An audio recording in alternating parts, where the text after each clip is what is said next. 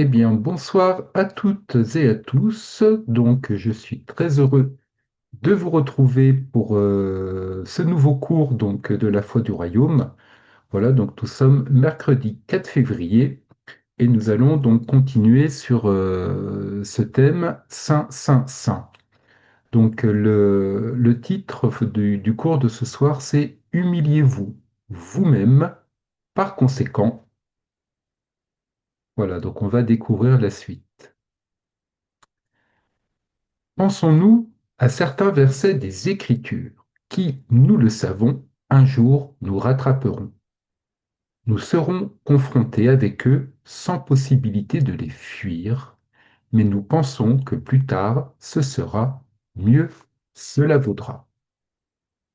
Que dire de ce verset qui entre bien dans cette catégorie? Matthieu 5, 48. Soyez donc parfaits comme votre Père céleste est parfait. Oh, parfait! Cela semble impossible, n'est-ce pas? Alors, il nous est très facile d'essayer de l'interpréter à notre convenance, de sorte qu'il ne nous dérange pas trop. Précédemment, nous avons vu ce commandement. Dans Lévitique 19, verset 2, vous serez saints, car je suis saint, moi l'Éternel, votre Dieu. Ici, Dieu nous parle par son Fils Jésus en utilisant ce même principe. Soyez parfaits comme votre Père céleste est parfait. Vous voyez, Dieu nous dit, ce que je suis, vous devez l'être. Je vous ai donné la croix et le Saint-Esprit pour rendre cela possible en vous, pour vous. Jésus nous le dit dans le Sermon sur la montagne. Il nous expose comment vivre et comment nous comporter envers les autres. Beaucoup de gens ont essayé de vivre une vie morale en mettant en pratique ces principes exposés dans le Sermon sur la montagne, et cela a conduit à une méprise bien connue de la foi chrétienne. On pense qu'être chrétien, c'est simplement être une bonne personne vivant une bonne vie. Maintenant, avec ce cours, nous allons comprendre que ceci est un non-sens parfait. Un chrétien, c'est la personne dans la vie de laquelle Dieu a agi. Ce n'est pas une personne qui essaye de vivre une bonne vie pour Dieu. Bien que, comme nous l'avons vu, Dieu qui vit en nous s'empare de nos vies et nous remplit de son esprit afin que nous puissions marcher dans la sainteté et la perfection qu'il a prévue pour nous. Mais tout cet enseignement du sermon sur la montagne présuppose que nous avons réellement permis à Dieu de faire ce travail capital en nous, nous rendre membres de son royaume. Il ne suffit pas d'essayer de ressembler à Dieu, d'essayer d'être saint, d'essayer d'être parfait. Nous savons trop bien que nous échouerons. Alors, nous devons volontairement en arriver au point où nous reconnaissons que si ces choses apparemment impossibles doivent se voir dans notre vie, elles ne pourront l'être qu'à la manière de Dieu et non à la nôtre. Alors, quelle est la manière de Dieu? Donc nous allons prendre l'épître aux Éphésiens, chapitre 5, versets 1 et 2. Et là, Paul nous dit, soyez donc les imitateurs de Dieu comme des enfants bien-aimés, et marchez dans l'amour, de même que le Christ nous a aimés et s'est livré lui-même à Dieu pour nous, en offrande et en sacrifice, comme un parfum de bonne odeur. Oui, ce que Dieu veut pour nous, c'est une vie d'amour, que nous aimions Dieu de tout notre cœur, de tout notre esprit, notre âme, notre force, et que nous aimions notre prochain comme nous-mêmes.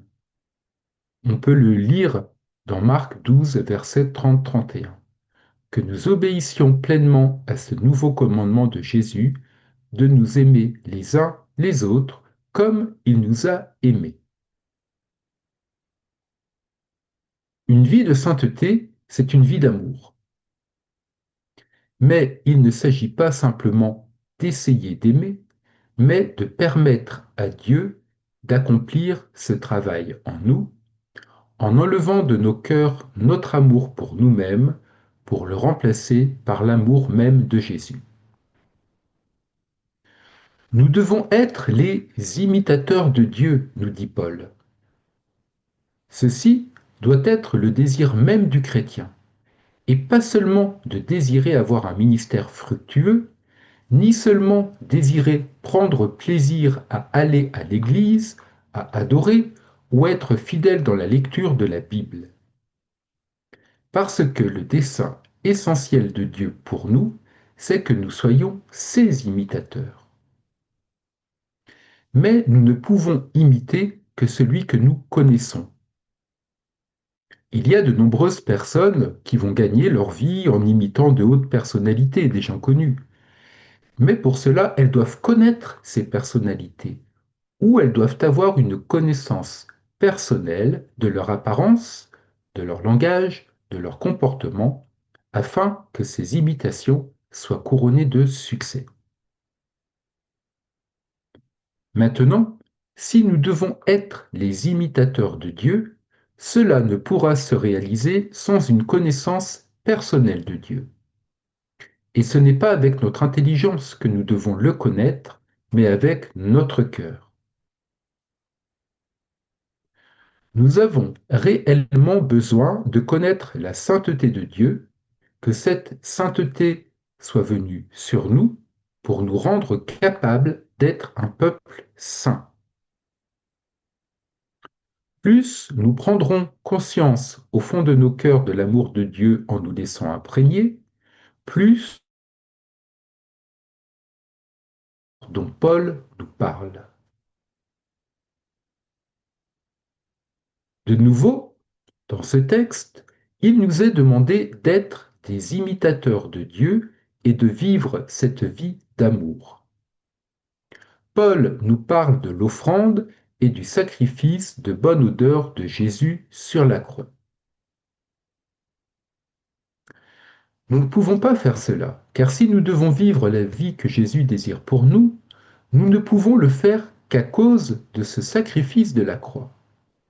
En d'autres termes, plus la croix sera profondément implantée et gravée dans nos vies, plus nos vies pourront manifester la présence et la vie de Jésus.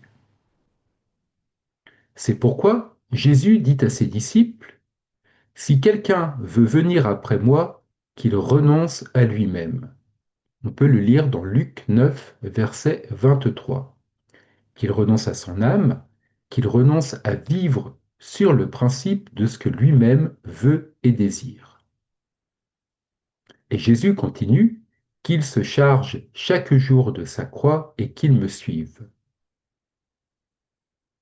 Cela signifie que nous sommes volontairement prêts à affronter les aspects qui, en nous, déplaisent à Dieu et qu'il nous révèle. Maintenant, Colin Urquhart nous dit dans son cours que lui-même était une personne très pratique et les vérités spirituelles sans le «comment puis-je faire ceci» ne l'aident pas beaucoup. Et là, dans ce cours, il veut partager avec nous le «comment». Cela ne veut pas dire que nous allons aimer cela, mais il va quand même le partager. Car savoir ce que Dieu veut de nous sans pouvoir être prêt à le faire ne sert à rien. Colin Urquhart croit que la clé se trouve dans 1 Pierre, chapitre 5, verset 6. Humiliez-vous donc sous la puissante main de Dieu, afin qu'il vous élève en temps voulu. Humiliez-vous sous la puissante main de Dieu. Colin Urquhart se demande si nous avons fait ce qu'il nous a suggéré à la fin de la leçon précédente. Avons-nous crié à Dieu, le suppliant de nous montrer tout ce qui dans notre cœur est mauvais et impur à ses yeux, toutes ses attitudes, ses actions, ses attachements impurs? Sommes-nous venus à lui dans un repentir profond que nous n'avions encore jamais connu? Lui avons-nous demandé non seulement de nous pardonner, mais de nous changer? Si nous l'avons fait, nous aurons déjà établi avec Dieu des rapports différents que lorsque nous lisions cela la fois précédente. Si nous ne l'avons pas fait, alors nous nous sentirons mal à l'aise. Nous pouvons même nous sentir indignés et en colère. Si c'est le cas, c'est le signe évident que nous avons besoin de nous humilier sous la puissante main de Dieu. Si sa parole crée en nous cette réaction, il est très clair. Dans les psaumes, nous lisons que Dieu ne dédaigne pas un cœur brisé et contrit. C'est dans le psaume 51 au verset 19. Un cœur brisé et contrit ne nous entraînera ni à la colère, ni au ressentiment contre la parole de Dieu. Tout comme une personne avec le cœur brisé et contrit ne cherchera pas à fuir ce que Dieu lui dit, son cœur se laissera exposer à Dieu, à sa lumière. Dieu est lumière et il nous appelle à être des enfants de lumière, à marcher dans la lumière avec lui et les uns avec les autres, et à ce que notre lumière brille devant les hommes, de sorte qu'ils verront la bonté de Dieu dans nos vies et rendront gloire à Dieu. La colère et le ressentiment font partie des ténèbres du moi. Donc, s'il y a colère et ressentiment, cela indique que des ténèbres sont encore en nous et que la lumière de Jésus a besoin de briller encore plus profondément en nous. Humiliez-vous donc vous-même sous la puissante main de Dieu. Jésus l'a fait dans le jardin de Gethsémanée. Est-ce que l'on peut voir son humanité transparaître lorsqu'il dit ⁇ Mon Père, s'il est possible, que cette coupe s'éloigne de moi ?⁇ On le lit dans Matthieu 26, 39. Mais immédiatement, parce que son cœur était humble et contrit devant son Père, il dit ⁇ Toutefois, non pas comme je veux, mais comme tu veux. Comme Colline l'a déjà dit, il y a un aspect du message que nous ne voudrons pas envisager cette fois-ci. Humainement, nous dirions : Ô Seigneur, que nous ayons un sujet plus réjouissant. Évitons que la croix s'implante plus profondément dans nos vies. Nous pouvons même nous révolter et dire : Mais pour qui se prend-il nous apporter un tel message ? Ceci, c'est à nouveau notre moi horrible qui réapparaît. La parole de Dieu dit : Humiliez-vous donc vous-même sous la puissante main de Dieu.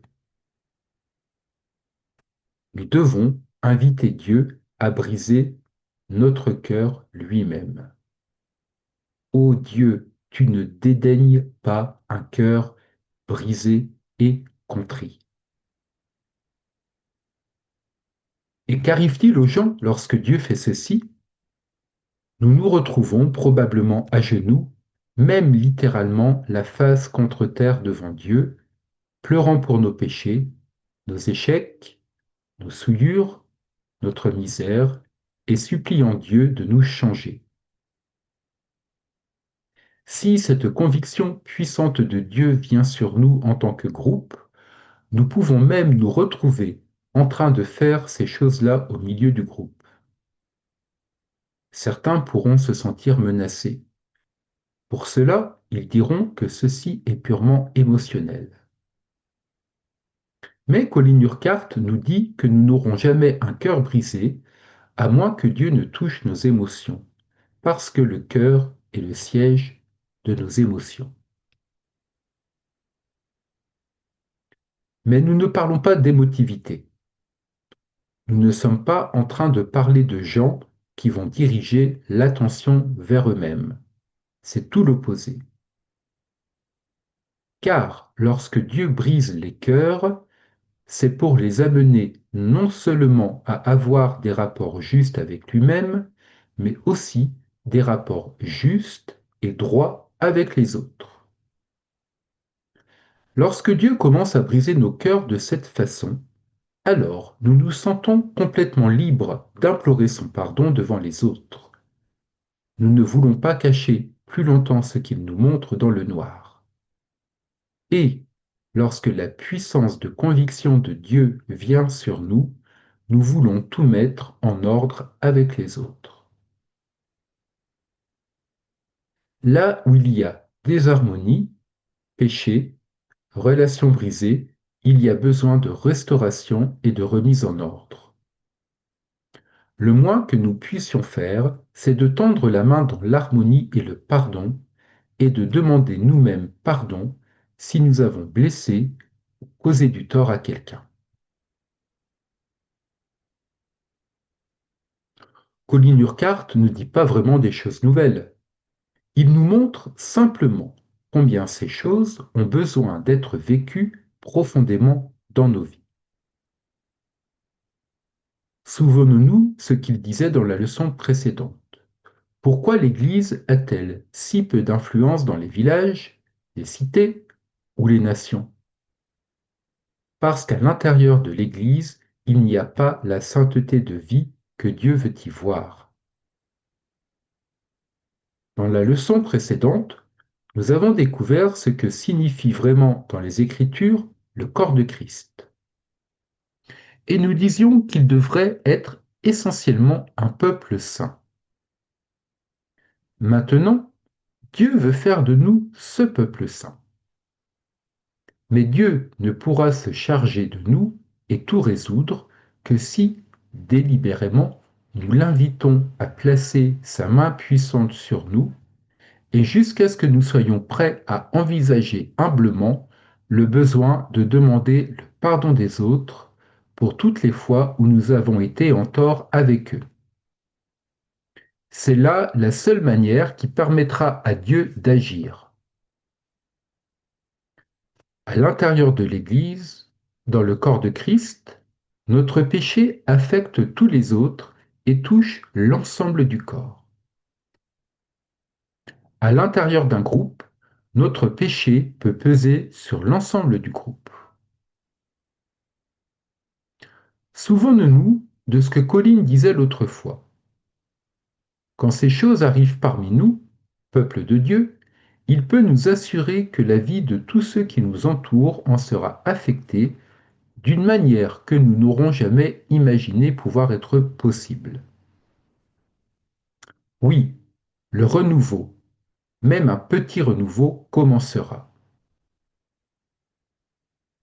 Colline croit que Dieu prépare le chemin de notre nation pour que la puissance de conviction de péché par le Saint-Esprit vienne sur le monde.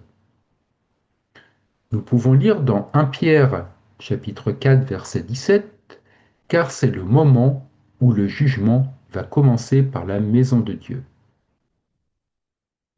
Si nous sommes vraiment sérieux dans notre désir de voir notre pays revenir à Dieu et le glorifier, alors le renouveau a besoin de commencer en nous, dans nos cœurs.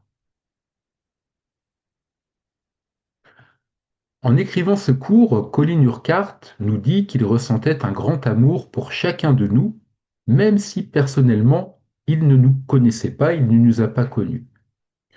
Lui, il pensait que c'était l'amour de Dieu dans son cœur, parce qu'il avait lui-même connu ce que c'était que de faire face à ce que Dieu veut faire.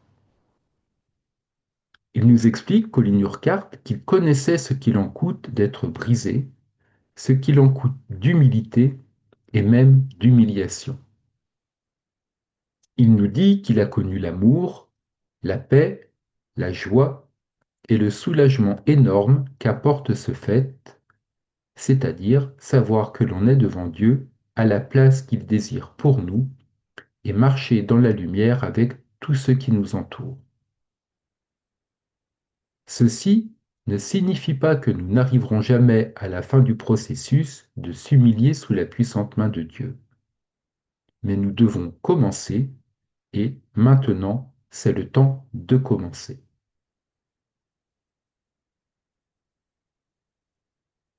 Alors Seigneur Jésus, nous t'en prions, envoie sur nous la puissance de conviction du Saint-Esprit. Répands ta lumière dans nos ténèbres. Donne-nous ce cœur brisé et contrit que tu ne mépriseras pas. Rends-nous capables d'être les imitateurs de Dieu et merci que tout ceci soit possible parce que le sang précieux de Jésus a été répandu. Mais parce qu'en nous dévoilant ces choses, en venant au repentir, tu nous pardonnes, tu nous en libères et tu nous purifies de tout ce qui n'est pas parfaitement pur et droit à tes yeux. Que ton saint nom soit loué. Amen. Voilà donc pour la partie du cours de ce soir, donc qui n'était pas très longue. Et donc on va passer maintenant à la partie qui concerne plus les questions. Donc plusieurs questions avec différents versets que je vais vous partager. Voilà, donc que vous pourrez reprendre à la maison, ou peut-être que vous avez commencé à les travailler, et autour desquels on pourra revenir lors du prochain Zoom collectif, donc qui sera dans quelques semaines. Donc la chose la plus importante à faire cette semaine, donc par rapport à ce cours, c'est de passer du temps dans la prière et l'humilité devant le trône de Dieu. Colin Urquhart nous invite à prendre du temps pour cela, et si c'est nécessaire, de le faire individuellement, à un autre moment ou voilà, dans le temps que l'on peut avoir. Alors le premier point, c'est la nature de Dieu et son commandement qui sont sans compromis. Donc autour de cette nature de Dieu et de son commandement, on peut lire Matthieu 5, 48, qu'on a déjà lu. Soyez donc parfaits comme votre Père céleste est parfait. Et également Éphésiens 5, verset 1, soyez donc les imitateurs de Dieu comme des enfants bien-aimés. Le deuxième point, c'est que nous pouvons vouloir justifier ces vérités, mais au péril et au détriment de notre vie spirituelle. Il y a cette invitation. Invitons Dieu à travailler en nous sans vouloir édulcorer sa justice et sa sainteté. Pour cela, nous allons aller dans le livre l'Épître aux Hébreux au chapitre 12. On va commencer par les versets 1 à 3. Nous donc aussi, puisque nous sommes environnés d'une si grande nuée de témoins, rejetons tout fardeau et le péché qui nous enveloppe si facilement, et courons avec persévérance l'épreuve qui nous est proposée, les yeux fixés sur Jésus, qui est l'auteur de la foi et qui l'amène à la perfection. Au lieu de la joie qui lui était proposée, il a supporté la croix, méprisé la honte et s'est assis à la droite du trône de Dieu. Et un peu plus loin, toujours dans cette partie de l'Épître aux Hébreux chapitre 12, au verset 14, nous pouvons lire « Recherchez la paix avec tous et la sanctification sans laquelle personne ne verra le Seigneur. » Le troisième point, sur lequel Colin Urquhart fait un peu le focus, c'est de dire que c'est entièrement par la grâce de Dieu et par la puissance du Saint-Esprit. Allons dans Romains au chapitre 8, versets 15 à 17.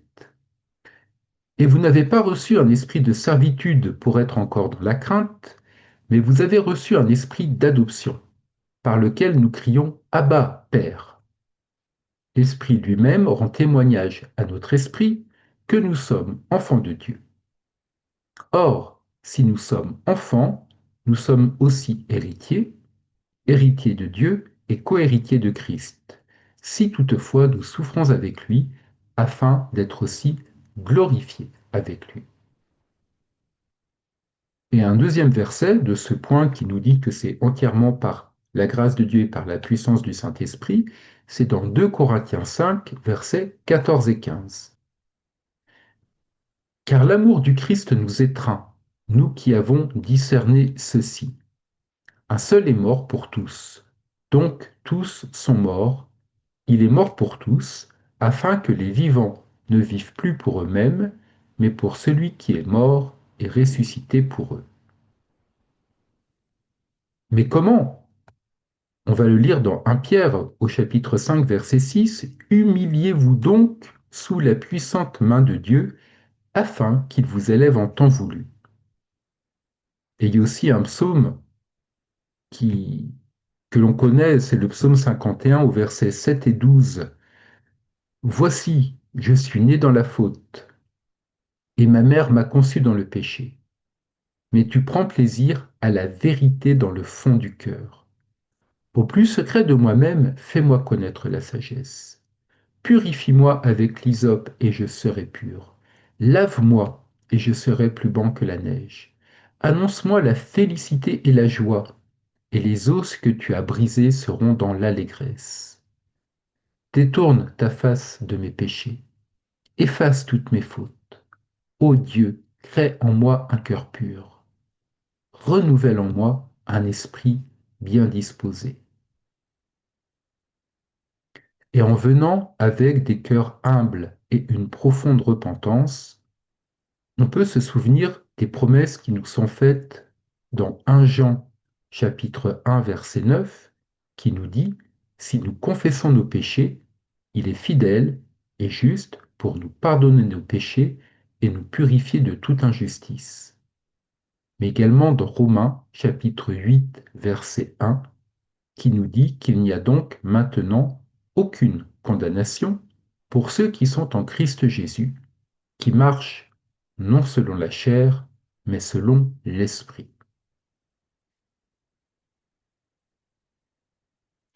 La cinquième question, le cinquième point, voilà, concerne le chemin qui nous conduit à cette nouvelle relation avec Dieu, qui est toujours le chemin de la croix. Donc nous allons prendre Luc au chapitre 9, versets 23-24.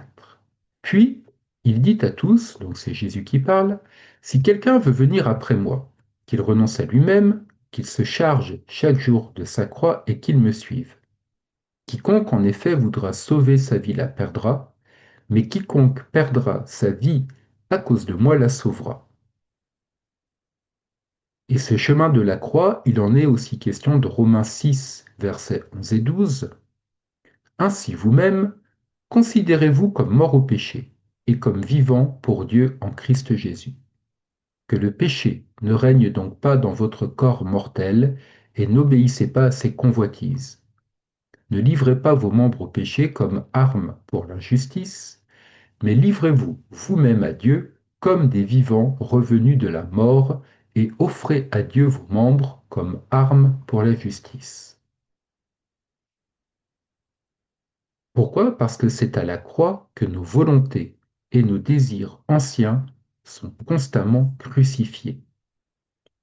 On peut lire dans Marc au verset 14, 36, enfin au chapitre 14, verset 36, pardon, il disait, Jésus, Abba, Père, toutes choses te sont possibles. Éloigne de moi cette coupe. Toutefois, non pas ce que je veux, mais ce que tu veux. Et aussi, dans l'Épître aux Hébreux, chapitre 10, verset 7, alors j'ai dit, voici, je viens. Dans le rouleau du livre, il est écrit à mon sujet pour faire au Dieu ta volonté. Le septième point, par rapport à ce cours que nous avons vu ensemble, c'est que Dieu veut aussi nous conduire à marcher dans la lumière avec lui et avec nos frères et sœurs en Christ. Pour éclairer ce point, lisons 1 Jean chapitre 1, versets 5 à 7. Voici le message que nous avons entendu de lui et que nous vous annonçons. Dieu est lumière. Il n'y a pas en lui de ténèbres.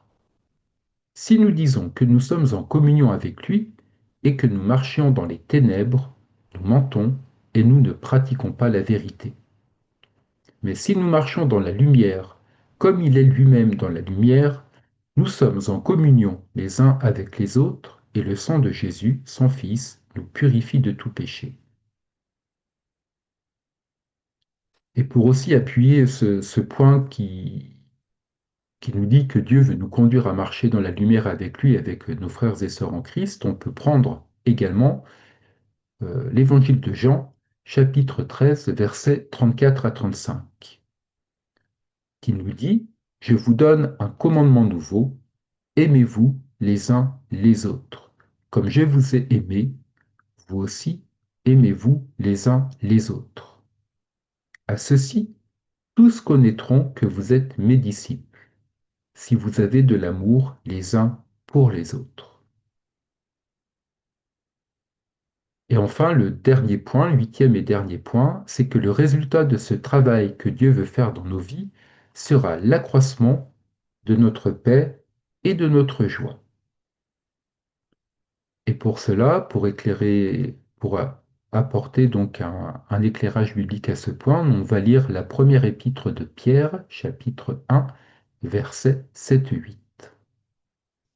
Vous en tressaillez d'allégresse, quoique vous soyez maintenant, pour un peu de temps, puisqu'il le faut, affligés par diverses épreuves, afin que votre foi éprouvée, bien plus précieuse que l'or périssable, cependant éprouvée par le feu, se trouve être un sujet de louange, de gloire et d'honneur lors de la révélation de Jésus-Christ.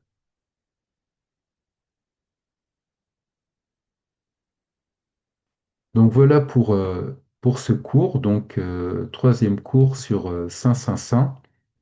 Et, euh, et avant de nous quitter, je vais reprendre un petit bout du texte que je vous ai partagé et le prier pour chacun de nous, pour les jours ou pour voilà, pour les jours à venir. C'est Seigneur, montre-nous encore tout ce qui dans notre cœur est mauvais et impur à tes yeux. Montre-nous tout ce qui doit changer, que ce soit nos attitudes, nos actions, nos paroles, les choses auxquelles on est attaché qui te déplaisent. Seigneur, conduis-nous sur ce chemin que l'on puisse voir, t'apporter, Seigneur, tout ce que l'on peut voir et que tu nous montres tout ce que toi tu vois et qui ne te plaît pas dans nos vies.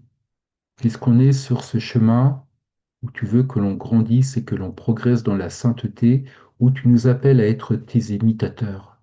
Alors merci Seigneur, on croit que tu vas le faire par la puissance de ton Saint-Esprit, et on te remercie pour tout ce que tu vas continuer de faire dans nos vies. Merci Seigneur, je te le demande au nom de Jésus. Amen. Amen, amen.